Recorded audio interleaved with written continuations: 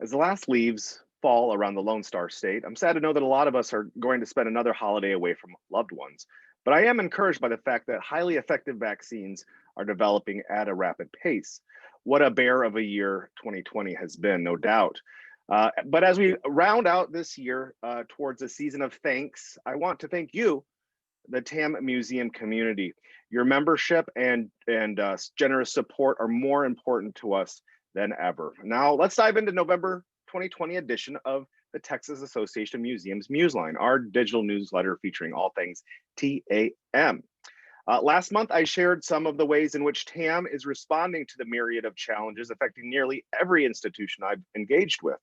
One of these steps includes conducting a needs assessment around virtual school programming and other technology challenges.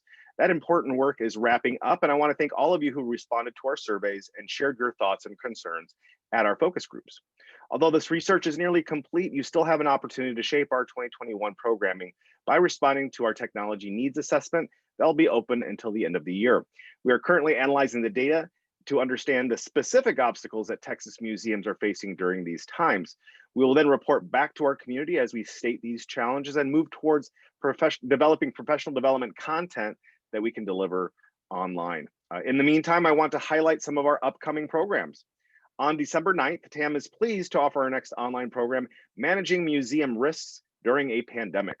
In that webinar, Joyce Simpson, Higginbotham Museum and fine arts expert, will discuss how risks from pandemics are addressed in the insurance policies typically held by museums.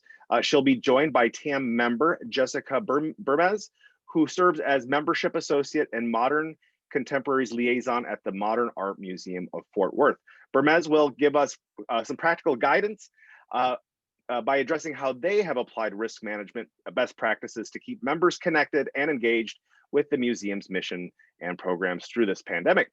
And save the date for February 3rd, when a team from Hollaback, an organization devoted to ending harassment in all of its forms, presents conflict de-escalation and bystander intervention. If you or your team interfaces with the public, the chances are you've faced moments of escalation and may have not entirely be sure what to do, not have known what to do. I certainly have.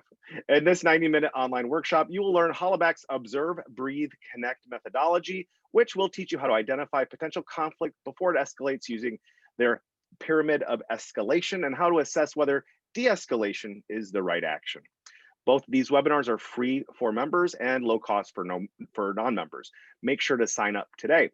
And finally, in April, we will be returning to San Antonio or your home office for TAM 2021 Roots and Reckoning, Museums Respond and Redefine. Learn more about how we are structuring this decentralized hybrid annual meeting on TAM's website. Social distance programming will be held at various venues across the city. I'd like to thank our local host chair, Maurice McDermott from the Witty, and the wonderful local host committee for their warm welcome. Special thanks for the city of San Antonio, Bexar County, and Visit San Antonio for their generous underwriting. Lastly, I want to be the first to share the counselor at large slate for positions 5, 6, 7, and 8. Voting will begin in January, and the nominees include Rory Cartier, a museum director from the National Museum of Pacific War in Fredericksburg, Daniel Carey Whalen, director of the El Paso Centennial Museum in Chihuahua Desert Gardens, Cynthia Evans, site manager, French Legation State Historic Site here in Austin, and Fortescue, president and executive director of the International Museum of Art and Science in McAllen, Ami Kamara, museum manager, Fire Museum of Texas out in Beaumont, and finally, Emily Wilkinson, director of public art and collections at Texas Tech University at Lubbock. Join or renew your membership today to be eligible to vote. In member news, I'd like to spotlight our Business Plus member and TAM 2020 virtual sponsor, Rediscovery Software. Rediscovery Software is a leading independent American provider of professional grade feature-rich collection management systems. Proficio and Proficio Elements are popular and proven with 30 years of experience and a team of museum professionals behind the scenes. TAM's mission is to strengthen the Texas museum community through collaborations, connections, professional development, and advocacy.